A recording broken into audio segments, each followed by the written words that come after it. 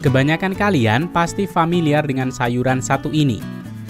Seledri adalah sayuran yang umumnya dimanfaatkan daunnya, yang populer dalam berbagai masakan di seluruh dunia.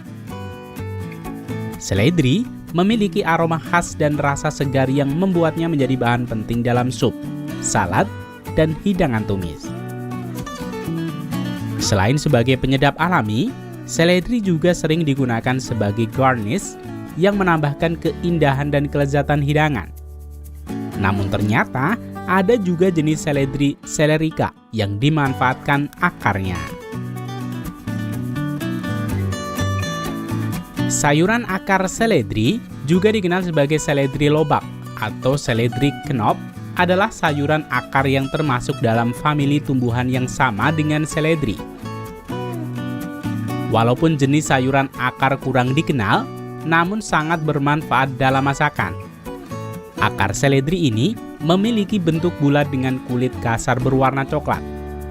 Sementara bagian dalamnya berwarna putih krem dengan tekstur renyah dan rasa yang kaya dan aromatik. Dalam masakan, seledri akar sering diolah menjadi sup, dipanggang, direbus atau dimakan mentah dalam salad. Pada video kali ini, Rekayasa Teknologi akan mengajak kalian untuk melihat proses pertanian akar seledri di Belanda.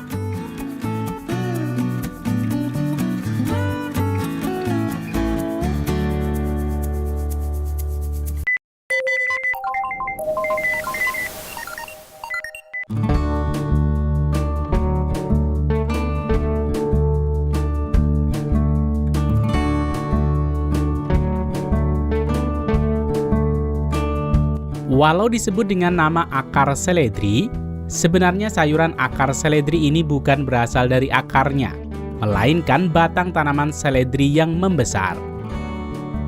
Sementara rasa akar seledri ini mirip dengan seledri daun, hanya saja memiliki rasa yang lebih manis dan pedas. Seledri akar kaya akan serat yang membantu pencernaan dan menjaga kesehatan usus. Selain itu, seledri akar mengandung vitamin C yang berperan sebagai antioksidan dan mendukung sistem kekebalan tubuh, serta vitamin K yang penting untuk kesehatan tulang. Mineral seperti kalium dalam seledri akar membantu mengatur tekanan darah dan fungsi jantung. Proses pertanian akar seledri di Belanda dimulai pada awal musim semi, sekitar bulan Maret, ketika tanah mulai cukup hangat untuk ditanami. Pertama, lahan dipersiapkan dengan menggunakan traktor yang dilengkapi dengan rangkaian garpu bajak. Pembajakan ini bertujuan untuk membalik tanah dan mencampurkan sisa tanaman sebelumnya ke dalam tanah. Pembajakan ladang ini biasanya memerlukan waktu sekitar 1 hingga 2 minggu.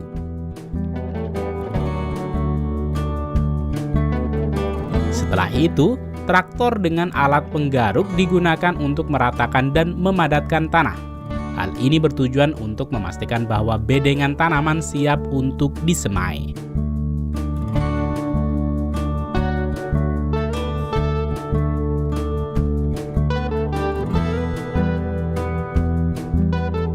Sementara itu, di rumah kaca bagian pembibitan, pekerja akan mulai menyiapkan media tanam dan bibit untuk mulai penyemaian.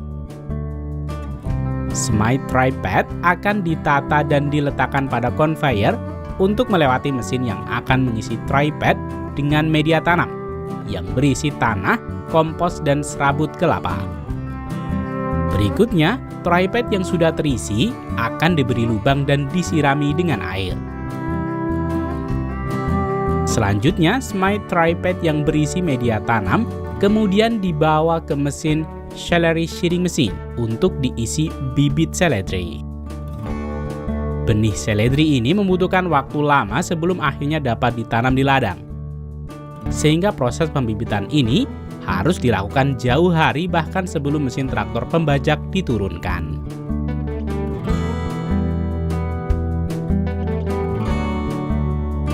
Setelah bibit seledri memiliki 4 hingga 5 daun sejati dan tinggi sekitar 8 hingga 10 cm, bibit seledri ini sudah siap untuk ditanam di ladang.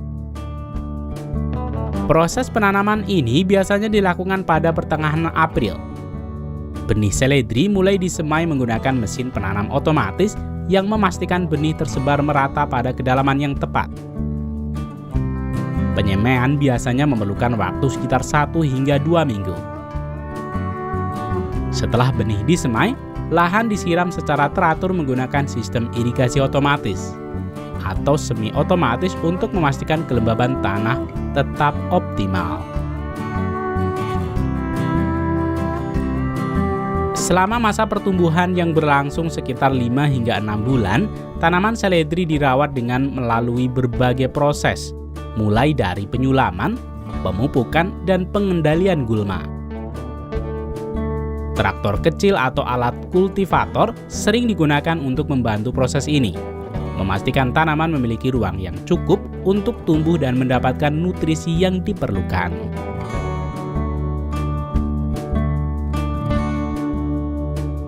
Pada bulan Oktober atau November, ketika akar seledri sudah mencapai ukuran optimal, panen akan dapat dimulai. Ada banyak jenis traktor yang dapat melakukan pemanenan akar seledri, mulai dari root harvester, chain digger, hingga conveyor belt system. Semua jenis traktor ini bekerja dengan sistem yang sama, di mana di bagian depannya terdapat semacam pisau mower yang akan memotong tanaman seledri dari pangkalnya dan membuangnya ke samping mesin. Sementara barisan garpu yang mengikutinya akan mengangkat akar seledri dari tanah tanpa merusaknya. Jika mesin pemanen akar seledri root harvester akan meninggalkan akar seledri di belakang traktor, berbeda dengan mesin pemanen akar seledri khusus dengan conveyor belt system, yang akan menjatuhkannya pada belt conveyor, kemudian membawanya ke atas untuk dijatuhkan pada bak penampung. Setelah bak penampung penuh, traktor pengangkut akan menarik bak penampung untuk memindahkannya dan membawanya ke pabrik pengolahan.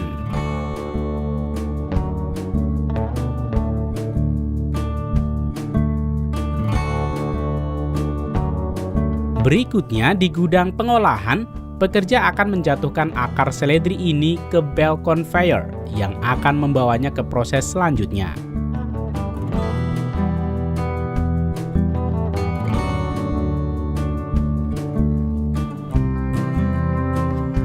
Pertama, pekerja akan memangkas bagian akarnya. Berikutnya, akar seledri ini dibawa ke bak mandi untuk membersihkannya dari kotoran seperti tanah yang masih terbawa dari ladang. Air yang digunakan untuk membersihkan akar seledri ini akan digunakan berulang kali dengan melakukan pemurnian air jika sudah dirasa kotor. Sehingga setelah air dapat dibersihkan, air ini akan digunakan kembali dalam proses produksi ini.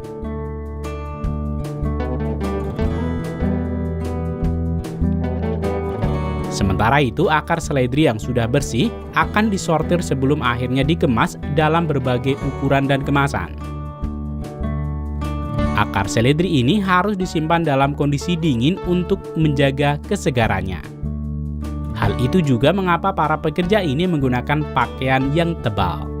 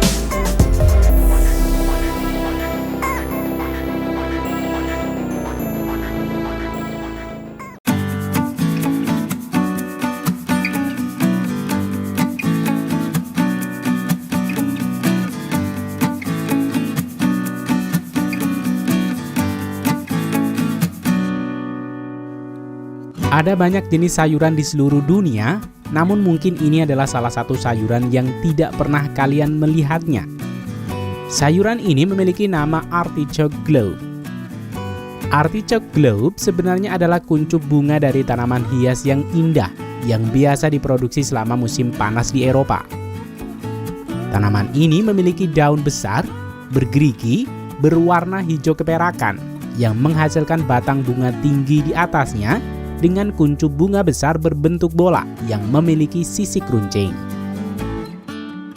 Beberapa varietas memiliki tunas berwarna ungu tua atau merah yang sangat menarik. Jika tidak dipanen, kuncupnya akan terbuka menjadi bunga besar seperti pistil ungu yang disukai lebah dan serangga penyerbuk lainnya. Walau mungkin terlihat aneh bunga dijadikan sayuran, namun sebenarnya di Indonesia kita juga memiliki padanan sayuran semacam ini. Perbedaannya, tidak ada petani yang membudidayakannya secara serius sayuran bunga ini. Sayuran bunga yang umum dikonsumsi di Indonesia adalah bunga kecombrang. Seperti halnya sayuran kecombrang, artichoke globe juga mengandung banyak nutrisi, termasuk serat, vitamin C, vitamin K, vitamin B6, folat, magnesium, fosfor, dan potasium. Kandungan seratnya yang tinggi serta manfaat yang baik untuk pencernaan dan kesehatan jantung membuat banyak petani di Eropa membudidayakan tanaman bunga ini menjadi sayuran bernilai tinggi. Pada video kali ini, Rekayasa Produksi akan mengajak kalian untuk melihat proses pertanian artichoke globe di Eropa.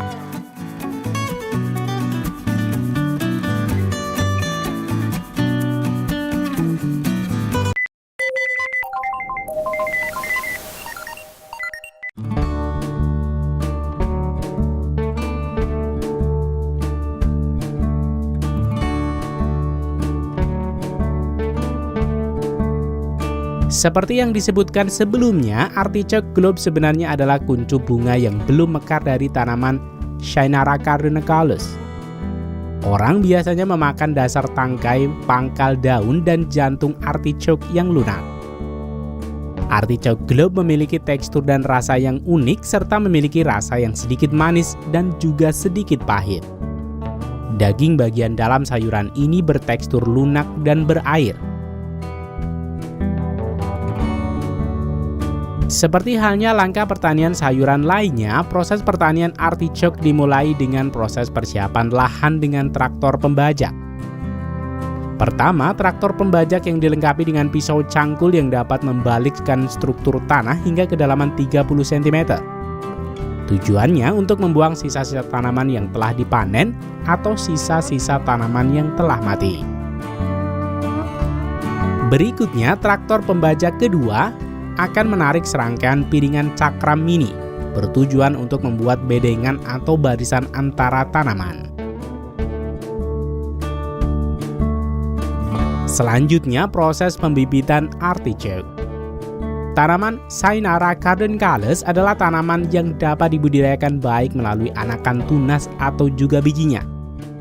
Sayuran artichoke jika dibiarkan mekar akan menarik lebah dan serangga lain untuk mendekat, yang pada akhirnya akan membantu penyerbukan dan menghasilkan biji artichoke. Biji inilah yang akan digunakan untuk mendapatkan bibit baru dan ditanam pada semi tripod. Setelah berumur 4 hingga 8 minggu dan setelah bibit tanaman memiliki 4 hingga 6 daun yang sehat, bibit ini siap untuk dibawa ke ladang dan ditanam. Proses penanaman ini dibantu dengan mesin traktor penanam, di mana proses kerjanya masih dibantu oleh banyak pekerja. Pertama, pekerja menata semi tripod pada rak di depan tempat bekerja yang akan memasukkan ke alat planter mesin.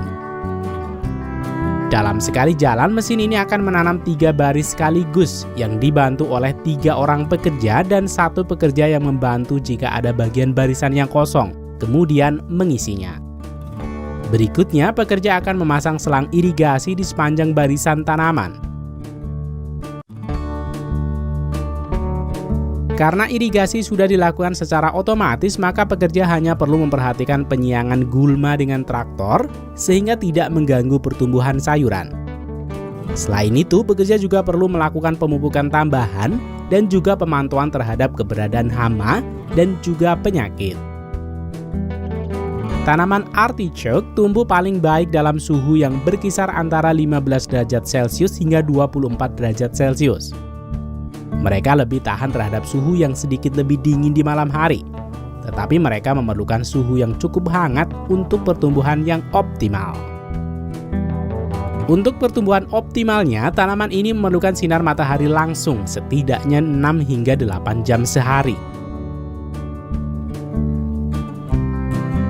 Walau terhitung sebagai sayuran, sayangnya waktu panen cukup lama, karena artichoke termasuk tanaman tahunan yang membutuhkan waktu tumbuh dan berkembang hingga 4-6 bulan setelah proses penanaman.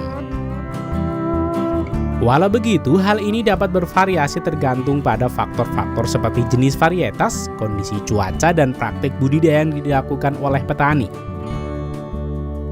Walau petani artichoke kebanyakan sudah menggunakan peralatan modern, namun proses pemanenannya masih dilakukan secara manual. Proses pemanenan artichoke masih dilakukan secara manual karena tanaman artichoke memiliki struktur dan pola tumbuh yang tidak seragam, sehingga membutuhkan perhatian khusus dan tangan manusia untuk proses pemanenan. Artichoke memiliki kepala yang besar dan berduri yang dikenal sebagai kuncup artichoke. Pada saat panen, kuncup ini harus dipotong dengan hati-hati menggunakan pisau tajam agar tidak merusak tanaman atau mempengaruhi hasil panen.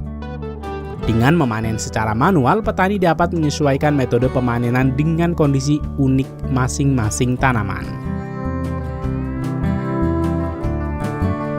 Proses pengemasan sayuran ini biasanya langsung dilakukan di ladang saat para pekerja mengumpulkan hasil petikan mereka. Para pekerja yang menunggu pada rangkaian trailer yang ditarik traktor ini akan memotong, mengemas dalam plastik dan kemudian mengumpulkannya pada kardus karton. Sehingga setelah proses pemanenan ini selesai, pekerja hanya perlu mengantarkan hasil panen ini ke gudang untuk disimpan pada freezer yang selanjutnya didistribusikan ke para konsumen.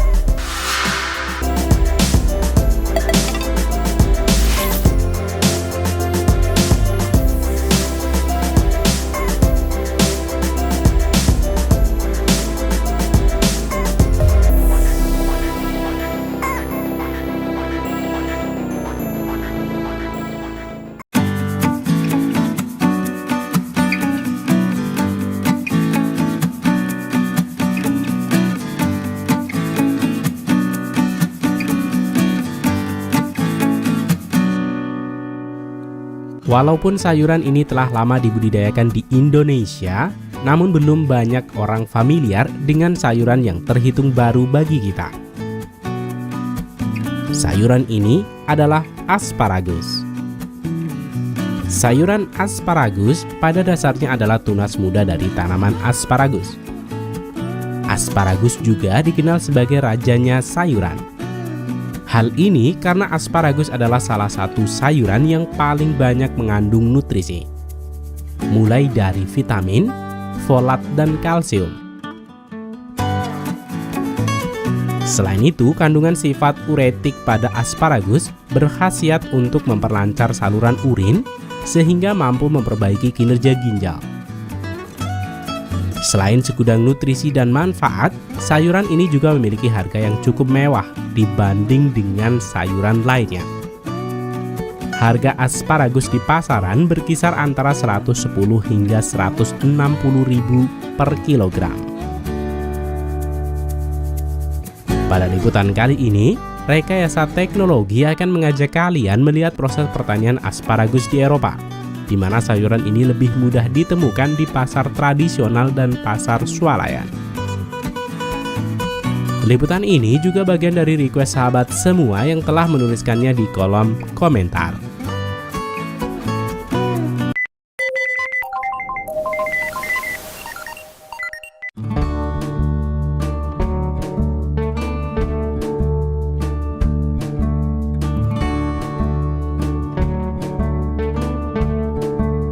Untuk memasak sayuran asparagus memang tidak membutuhkan waktu yang lama. Hal ini karena tekstur sayuran asparagus yang renyah dan lembut. Sayuran ini sering dijadikan sebagai sayuran pendamping steak atau dihidangkan sebagai tumisan bersama minyak zaitun.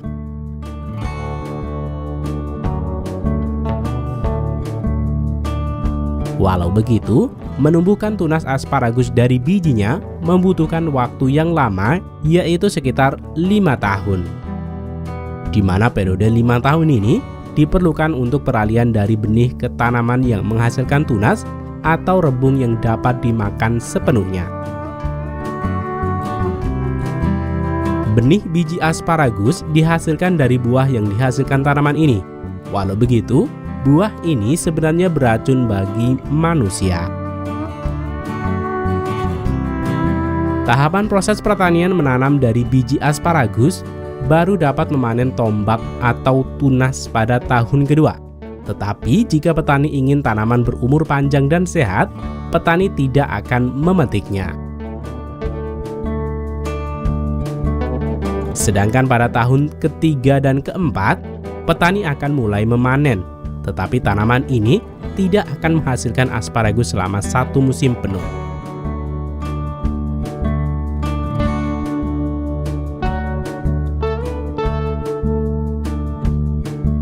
Fakta menariknya adalah tanaman asparagus seperti tanaman abadi, di mana di akhir panen asparagus tidak dicabut dan dapat menghasilkan sayuran asparagus di musim selanjutnya.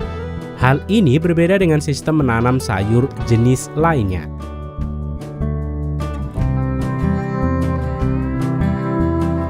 Untuk mengatasi waktu panen yang lama dari biji atau benihnya, petani di Eropa umumnya akan membudidayakan dengan cara menanam akar asparagus yang disebut dengan mahkota.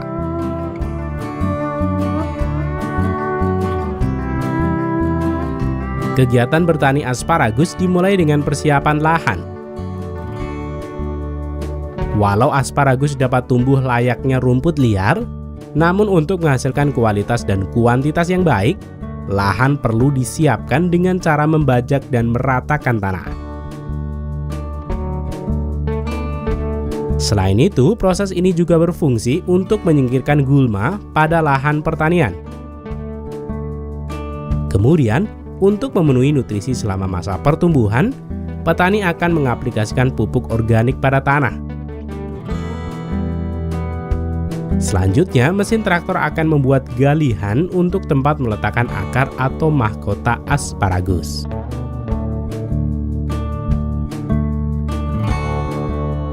Sementara itu, di waktu yang berbeda, setelah petani selesai melakukan pemanenan dan musim panen berakhir, tanaman asparagus dibiarkan untuk tumbuh dan berkembang.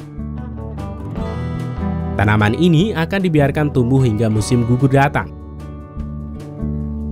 Dan ketika tanaman hanya menyisakan akar, petani akan menurunkan mesin pemanen untuk menggali dan memanen akar atau mahkota asparagus.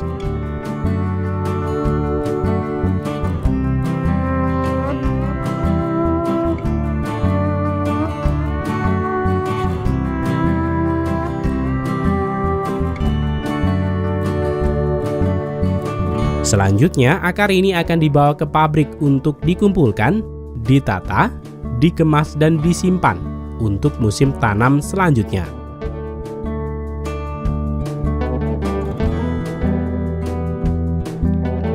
Hasil mahkota asparagus juga dijual untuk didistribusikan ke petani asparagus lainnya.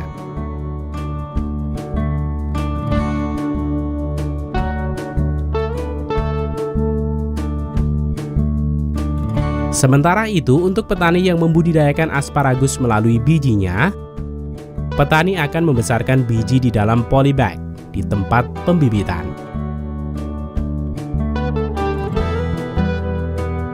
Benih asparagus akan dirawat hingga memiliki akar sempurna dan memiliki batang dengan tinggi sekitar 18 cm. Sebelum bibit asparagus dibawa ke ladang, pekerja akan memangkas terlebih dahulu pucuk tanaman asparagus untuk mempermudah proses transportasi dan juga mempermudah saat menata pada mesin penanam ini.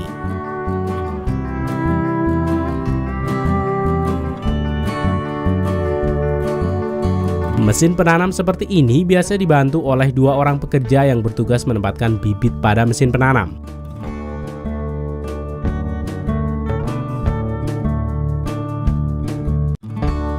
Beralih ke ladang asparagus, di mana petani membudidayakan dengan mahkota. Galian yang sudah disiapkan pada proses pengolahan lahan akan diletakkan akar pada barisan dengan jarak yang ditentukan. Kemudian pekerja akan menata posisi akar sehingga tunas tanaman menghadap ke atas. Setelah semua akar ditimbun, mesin akan membuat bedengan untuk menutupi akar asparagus dengan lebar sekitar 120 cm dan tinggi 20 cm.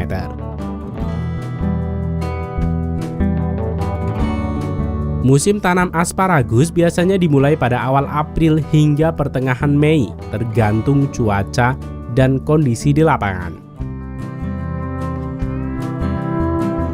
Akar asparagus membutuhkan waktu setidaknya 100 hari untuk tumbuh sampai embun beku berikutnya. Tidak ada hal spesial dalam perawatan asparagus. Petani hanya perlu memastikan kebutuhan air tercukupi selama masa pertumbuhannya dan tidak boleh terlalu banyak atau tergenang karena asparagus tidak menyukai genangan. Pemupukan susulan dapat dilakukan sesuai dengan keadaan dari tanaman. Penggunaan pestisida untuk pengendalian hama hanya digunakan jika serangan hama sudah terlalu masif. Sekitar 2 bulan setelah tanam, asparagus yang ditanam melalui akarnya sudah dapat dipanen. Setiap mahkota dapat menghasilkan sekitar 2 tombak per tanaman per minggu. Asparagus memiliki waktu panen yang sangat singkat, hanya 8 minggu di musim semi. Tanaman dewasa akan tumbuh tidak lebih dari 16 tombak setiap musim. Walau terlihat tidak begitu banyak, namun petani dapat memanen lebih dari 10.000 tanaman per hektar dengan 400 hektar yang dikelola. Dengan luas lahan sebanyak ini, sungguh waktu panen ini sangat singkat dan harus dikerjakan dengan buru-buru sebelum tunas asparagus mengeras menjadi batang tanaman. Tunas asparagus tumbuh sangat cepat, yaitu sekitar 6 inci dalam sehari dan bahkan lebih sesuai dengan kondisi kesuburan tanah. Sehingga memetik asparagus benar-benar berpacu dengan waktu. Pada lahan yang lebih sempit, proses pemanenan ini dapat dilakukan secara manual oleh para pekerja dengan tempo pengambilan yang cepat. Pekerja akan memotong asparagus dari pangkal di bawah tanah, kemudian memotong pangkal bagian bawah. Selanjutnya menempatkannya di dalam keranjang. Sementara itu, traktor pengangkut mengikuti para pekerja untuk membawa keranjang kosong dan menata hasil panen. Pada pangkal bagian asparagus yang tertutup tanah, biasanya memiliki warna putih. Sedangkan kondisi pemanenan pada lahan yang lebih luas, modernisasi dilakukan pada mesin untuk mengangkut para pekerja dalam memanen tunas asparagus. Kendaraan seperti ini dapat mengangkut 5 orang sekaligus. Setiap orang bertugas pada satu barisan area tanam. Untuk mempercepat waktu pemanenan, pekerja tidak menggunakan alat untuk mencabutnya, melainkan hanya menggunakan tangan kosong. Hal ini dapat menyebabkan patah yang tidak rajin dan juga kerusakan pada batang.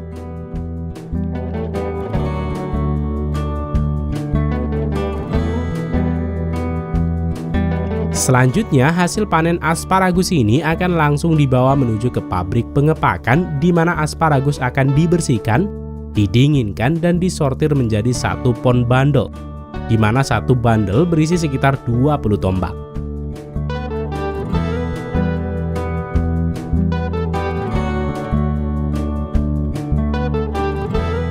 Di Amerika, asparagus hijau adalah yang paling populer. Namun di sebagian besar Eropa, asparagus putih adalah yang paling berharga. Perlu kalian tahu, sebenarnya asparagus putih adalah jenis asparagus hijau yang tumbuh dalam gelap.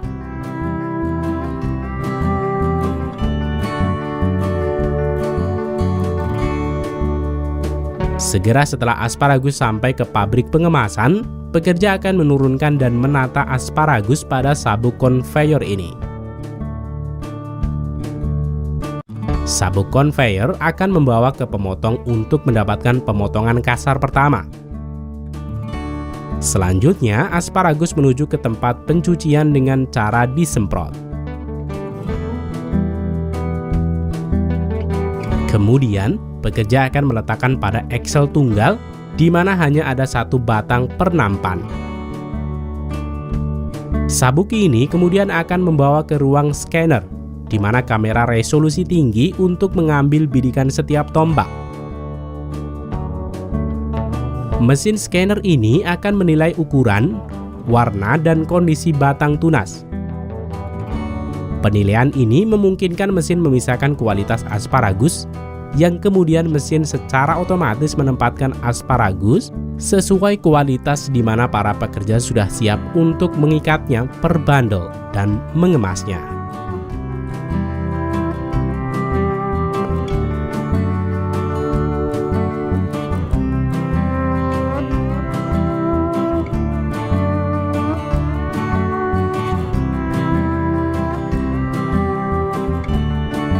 Kemudian, kemasan ini akan disterilisasikan kembali sebelum akhirnya didistribusikan ke pasar-pasar di Eropa.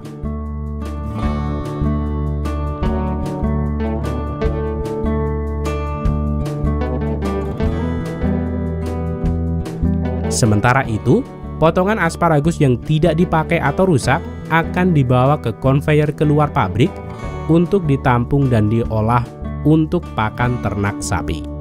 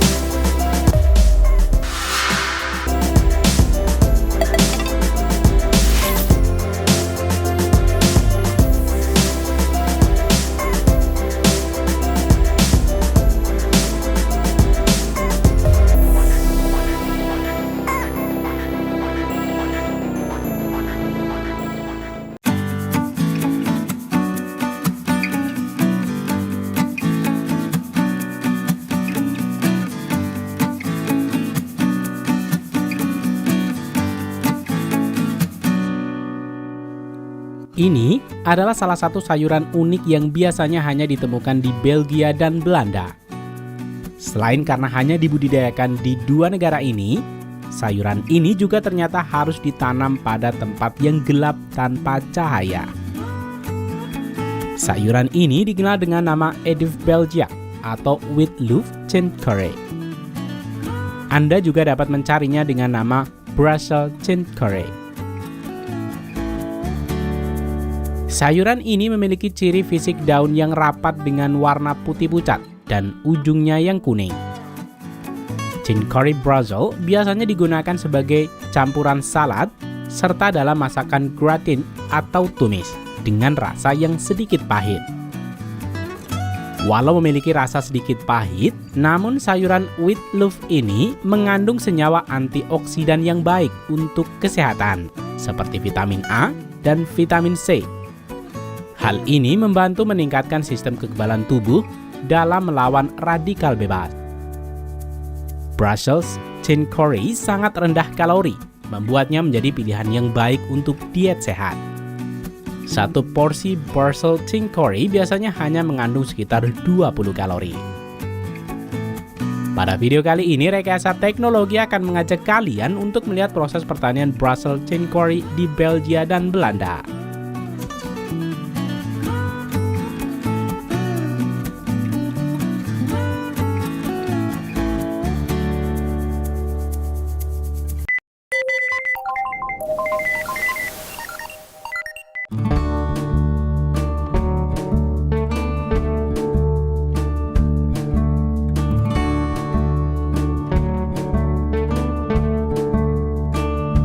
Brussels Chincurry pertama kali ditemukan secara tidak sengaja di Belgia pada awal abad ke-19. Seorang petani menyimpan akar chincurry di gudang yang gelap, dan ketika ia memeriksanya kembali, ia menemukan tunas putih yang segar tumbuh dari akar tersebut. Brussels Chincurry memiliki rasa yang sedikit pahit namun renyah, sering digunakan dalam salad atau dimasak sebagai sayuran pelengkap. Rasa pahit ini ternyata berasal dari senyawa yang disebut sequiterpene lactose. Setelah sayuran ini terkenal dan diterima di pasaran, penemuan yang tidak sengaja ini kemudian diaplikasikan dengan metode yang sama, yang disebut dengan proses forcing, di mana akar atau umbi chincurry akan ditumbuhkan dalam ruang gelap total untuk mencegah pembentukan klorofil yang akan membuat tunas tetap putih dan lembut. Hal ini memberikan tekstur yang khas dan rasa yang lebih halus dibandingkan dengan bagian tanaman yang tumbuh di bawah sinar matahari. Namun sebelum proses ini, tanaman chincurry harus melalui proses yang panjang dengan penggandaan akar atau umbinya. Proses ini dimulai dengan pembajakan lahan pada ladang terbuka. Proses ini membantu melonggarkan tanah dan membuatnya menjadi gembur. Hal ini penting untuk tanaman umbi chincurry karena akarnya akan membutuhkan ruang untuk tumbuh dan berkembang. Kemudian pekerja akan menurunkan traktor aerasi yang akan melubangi tanah di ladang. Lubang-lubang ini membantu meningkatkan aerasi tanah, yang berarti lebih banyak udara yang dapat masuk ke dalam tanah. Aerasi yang baik penting untuk pertumbuhan akar yang sehat dan mencegah penyakit. Proses persiapan lahan ini diakhiri dengan traktor yang menarik serangkaian pasang besi kerucut yang akan membuat barisan bedengan tanah untuk tempat menanam bibit chincurry. Kemudian pada musim semi antara bulan April hingga bulan Mei, biji chincurry akan ditanam di ladang terbuka. Proses penanaman ini dilakukan dengan mesin traktor yang dilengkapi dengan serangkaian mesin mekanik yang akan menyebarkan butiran fungisida organik dan biji chincurry. Butiran fungisida organik diaplikasikan melalui selang yang berwarna putih. Sementara biji chincurry berwarna hijau yang diletakkan pada lubang cakram berputar. Mesin ini akan menanam biji chincurry sedalam 5 hingga 7 mm. Butiran fungisida organik diaplikasikan untuk meningkatkan ketahanan tanaman terhadap penyakit dengan memicu respon kekebalan tanaman. Hal ini membantu tanaman untuk melawan infeksi jamur. Pertumbuhan akar Brussels chicory membutuhkan waktu antara 90 hingga 100 hari hingga waktu panen. Tepatnya di musim panas hingga awal musim gugur, yaitu dari bulan Juni hingga September. Selama musim panas, tanaman berkembang dan menghasilkan akar utama yang besar dan panjang. Tanaman ini tumbuh paling baik pada suhu ideal antara 10 hingga 15 derajat Celcius. Tanaman ini juga membutuhkan curah hujan yang cukup dan sinar matahari yang penuh. Waktu panen akar Brussels chicory di Belanda biasanya dilakukan pada akhir musim gugur, antara bulan Oktober hingga November. Akar chicory harus dipanen sebelum cuaca terlalu dingin. Rangkaian mesin panen akar chicory yang disebut dengan rooiboogste dirancang khusus untuk memanen akar Brussels chicory dengan efisiensi dan presensi yang tinggi. Mesin ini memiliki pisau pemotong yang tajam yang digunakan untuk memotong akar Brussels chicory dari tanah dengan rapih dan tanpa kerusakan. Kemudian rangkaian sistem pengangkat akan mengangkat akar Brussels chicory dari tanah dan memindahkannya ke wadah penampung atau ke bak traktor yang mendampinginya. Selanjutnya, semua hasil panen akar chicory ini kemudian dibawa ke tempat penampungan sementara.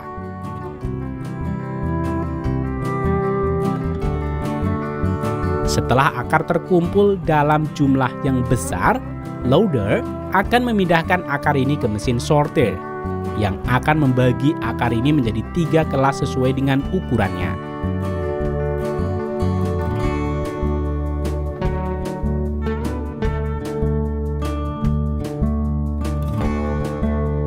Berikutnya, akar ini akan diperiksa, ditimbang, dan disimpan pada ruangan dingin.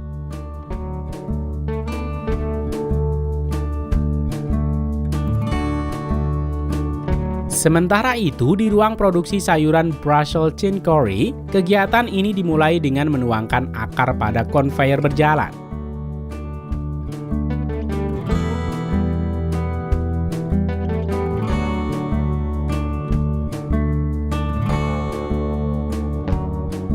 Pekerja yang bertugas di dekat konveyor akan menata akar chicory pada bak berisi air dengan skat-skat plastik yang menopang akar agar tetap pada posisi berdiri.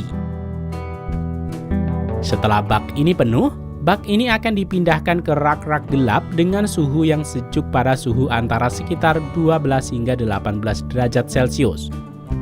Dalam kondisi ini, akar akan menghasilkan tunas putih yang dikenal sebagai chicory head atau wheat loaf. Untuk memaksa akar chicory ini tumbuh menghasilkan sayuran wheat loaf atau Brussels chicory dibutuhkan waktu antara 3 hingga 4 minggu.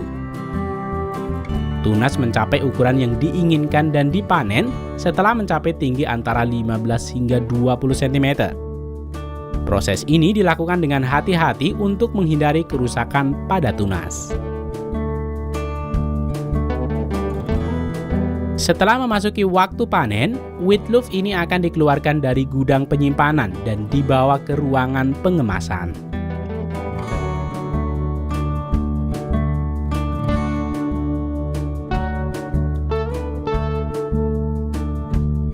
Pekerja pertama bertugas untuk meletakkan pada mesin pemotong yang akan memotong tunas dari akarnya. Tunas ini kemudian jatuh ke konveyor dan dibawa ke proses selanjutnya. Di sini, pekerja terampil akan mengupas daun luar antara 1 hingga 3 helai, kemudian menata tunas ini pada box karton untuk ukuran besar dan pembungkus plastik untuk ukuran kecil.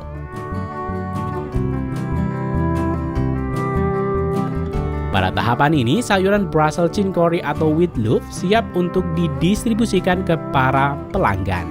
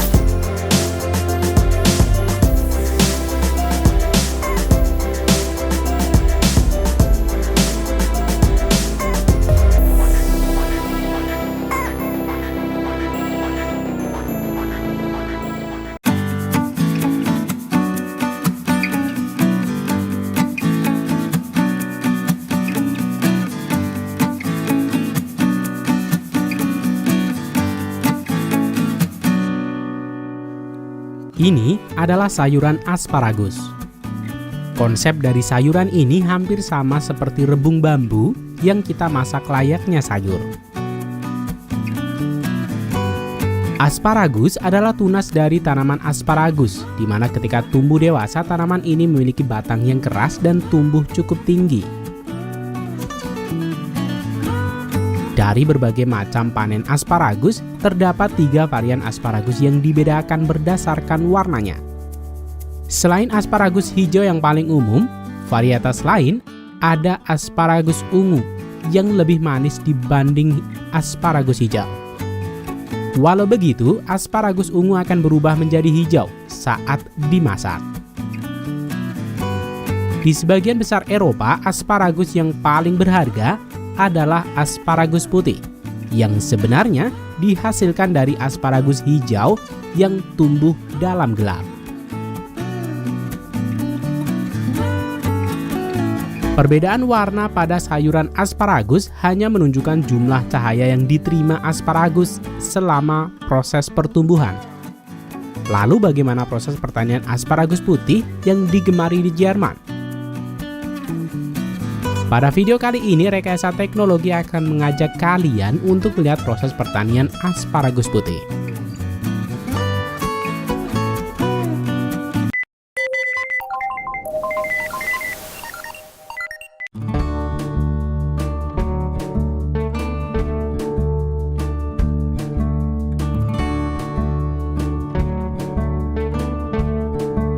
Orang Jerman sangat tergila-gila dengan sayuran asparagus putih. Asparagus putih di Jerman dapat dijual dengan harga 325.000 per kilogram. Salah satu penyebab harga yang bagus ini karena tingginya peminat dan juga masa panen asparagus yang terbatas, yaitu hanya terjadi di musim semi setiap tahunnya. Pada musim panen asparagus, kamu dapat menemukan asparagus di berbagai menu restoran di Jerman, mulai dari sup, salad, hingga pizza. Namun menu andalan mereka adalah masakan klasik, di mana asparagus putih direbus dan disajikan dengan kentang dan daging babi.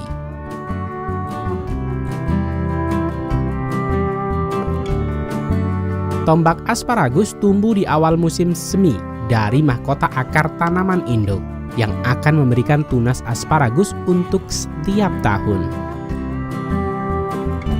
Asparagus putih tumbuh dari tanaman yang sama yang menghasilkan asparagus hijau. Asparagus tetap berwarna putih karena batangnya tidak menerima sinar matahari, sehingga tidak menghasilkan klorofil hijau. Dilihat dari perawatannya, asparagus putih membutuhkan perawatan yang sama seperti tunas hijau, kecuali kenyataan bahwa petani harus mencegah akses ke sinar matahari selama berminggu-minggu pada masa produksi tunas baru.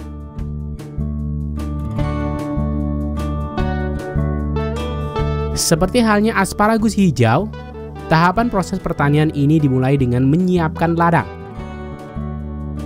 Petani akan menurunkan traktor untuk membajak ladang, untuk membalik struktur tanah, dan juga membuat bedengan tanah setinggi 30 cm. Kemudian, traktor berikutnya akan menebarkan lapisan pupuk kompos ke bagian bawah alur dengan ketebalan 1 inci, yang kemudian akan ditutup tanah setebal 2 inci. Pada tahapan ini, ladang sudah siap untuk menerima bibit asparagus. Sebenarnya, tanaman asparagus dapat dibudidayakan dengan biji, akan tetapi membutuhkan waktu yang lama hingga petani dapat memanennya, yaitu setidaknya pada tahun ketiga atau keempat. Itu pun dengan hasil yang belum maksimal.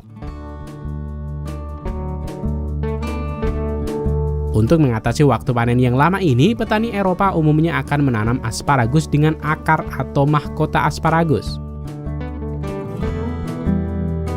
Dengan mahkota akar asparagus, petani dapat memanen tunas asparagus di tahun kedua. Tahun pertama difokuskan untuk pengembangan akar asparagus. Sementara itu, mahkota asparagus ini dapat diperoleh dari petani yang mengkhususkan diri untuk produksi bibit mahkota asparagus. Akar mahkota asparagus diperoleh dari tanaman asparagus yang sudah berumur antara 3 hingga 4 tahun.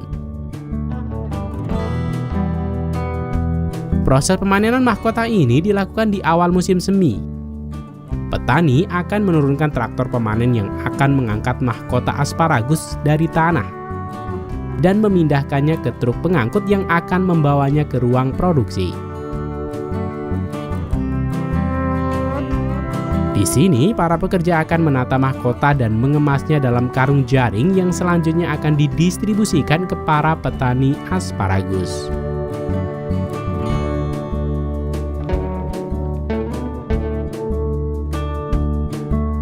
Beralih ke petani tunas asparagus, proses penanaman mahkota ini dapat dilakukan secara manual maupun dengan bantuan traktor untuk mempercepat proses penanaman.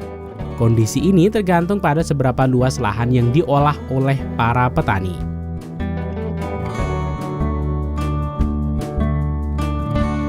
Pada tahun pertama penanaman, petani akan membiarkan tunas asparagus pertamanya untuk tumbuh besar menjadi tanaman asparagus dewasa, untuk membiarkan mahkota dapat berkembang dengan sempurna. Petani berfokus pada perawatan seperti pembersihan gulma dan penyakit, serta penyiraman secara teratur setiap minggunya. Di tahun kedua, di awal musim semi, petani akan menutup setiap bedengan barisan mahkota asparagus dengan plastik mulsa dan plastik bening.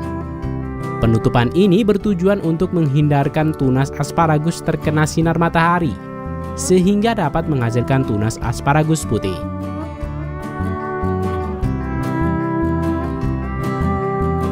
Sementara itu, untuk petani skala kecil biasanya akan menggunakan media tanah untuk menutup mahkota, yaitu dengan meninggikan bedengan tanah tempat mahkota berada.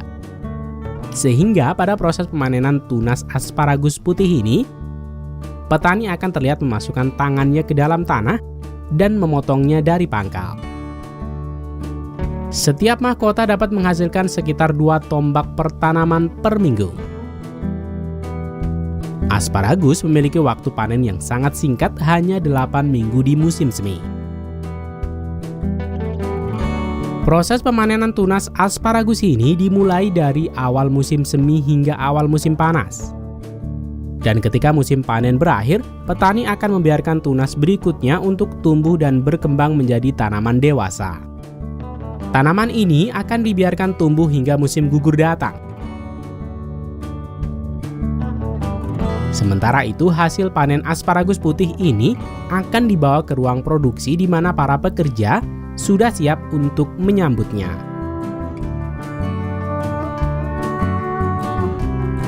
Di sini, asparagus putih akan dibersihkan, didinginkan dan juga disortir serta diikat per 1 pon atau sekitar 20 tombak.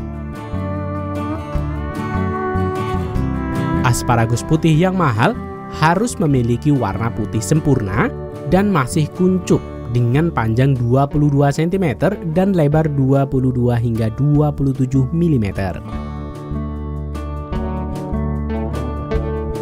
Segera setelah asparagus putih sampai ke ruang produksi, pekerja akan menempatkan keranjang pada aliran air untuk mencucinya.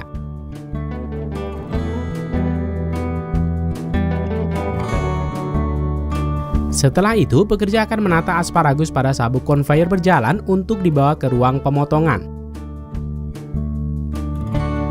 Selanjutnya, asparagus menuju ke tempat pencucian yang akan dilakukan dengan mesin otomatis. Setiap asparagus akan dicapit dan digosok dengan mesin yang kemudian menempatkannya kembali ke konveyor. Kemudian, pekerja akan mengemasnya dalam ikatan maupun pada keranjang yang selanjutnya akan didistribusikan ke pasar swalayan maupun restoran-restoran di Jerman.